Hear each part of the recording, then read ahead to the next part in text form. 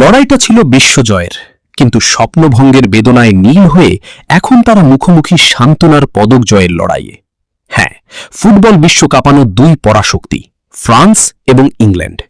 2026 বিশ্বকাপের ফাইনালের টিকিট না পেলেও এই দুই দলের সামনে এখন সুযোগ বিশ্বমঞ্চে অন্তত তৃতীয় স্থান বা ব্রোঞ্জ মেডেল নিয়ে ঘরে ফেরার।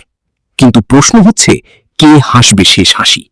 এমবাপের ফ্রান্স নাকি হ্যারি কেইনের ইংল্যান্ড? কার ঝুলিতে যাচ্ছে ব্রোঞ্জ পদক? জানতে হলে ভিডিওটি শেষ পর্যন্ত দেখুন।